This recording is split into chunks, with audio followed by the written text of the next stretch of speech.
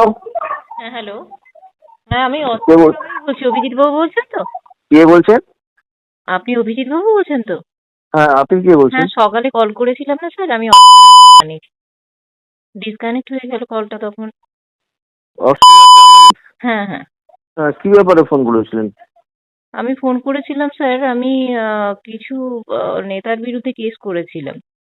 তো আপনি তো সকালে, হ্যাঁ সকালে আপনাকে তো জিজ্ঞেস করলাম এই ম্যাটারে। তারপরে বলছি অ্যাকচুয়ালি স্যার, আপনি সেই সব আমার সঙ্গে যে ঘটনা ঘটেছে সেটা, হ্যাঁ রেপ কেসের আমি মানে রেপ প্লাস হচ্ছে আমাকে মারধর করা হয়েছে, প্লাস আমার ফোন কেড়ে নিয়ে আমার ফোন রিসেট করে দেওয়া হয়েছিল সমস্ত প্রমাণ লোপাটের জন্য, এরকম অনেক। আপনি কে ছিলেন? আপনি কি কোনো রাজনীতি করতেন? হ্যাঁ, হ্যাঁ, আমি তো মহিলা মোর্চার আমি জেলা নেত্রী আছি বিজেপির। এখনো আছেন?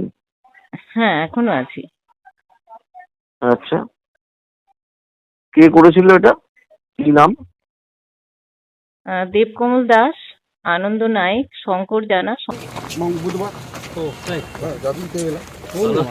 সমরেশ ধারা, আর স্বরূপ ভৌমিক, বিশ্বজিৎ দত্ত, আরো রমা দত্ত সহ আরো কিছু জনের নাম। আহ, হ্যাঁ, নাম আরো অনেকের নাম আছে যারা পরে পরে হুমকি দিয়েছে এবং কাস্টডিতেও ছিল। তো আমায় কি করতে বলছেন? হ্যাঁ, বলছি স্যার, আমি আপনাকে যে জন্য ফোন করেছি, আপনি তো ওদের সাথে মানে ওরা আপনার সাথেই ঘুরে বেড়াচ্ছে, আমি কিভাবে ন্যায় বিচার আমার পাবো? সাথে ঘুরে বেড়াচ্ছে মানে? আমার সাথে ঘুরে বেড়াচ্ছে ওটা?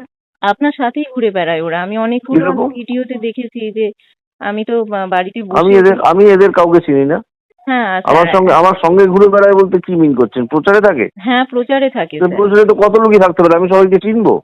না, আপনি বলছিলেন একটা ভিডিওতে বলছিলেন স্যার যে হ্যাঁ আপনার কথা শুভেন্দুদা বলেছিল, ওরা সবাই শুভেন্দু বাবুর অনুগামী। সেই দিন বলে শুভেন্দু আপনার কথাটাই বলছিলেন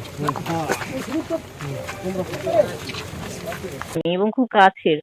এবং এটাও হয়েছে স্যার, শুভেন্দু বাবু আমাকে মুখ ঢাকা দেওয়ার জন্য আমাকে কেস তুলে নেওয়ার জন্য লোক পাঠিয়েছিল। না না, এইসব বাজে বাজে কথা বলবেন না। আপনি যখন একটা দলে আছেন, সেই দলের যা উচ্চতর নেতৃত্ব তাদের সঙ্গে কথা বলুন। আমাকে সরাসরি ফোন করছেন কেন? ফোন কে আপনাকে বুদ্ধি দিয়েছে?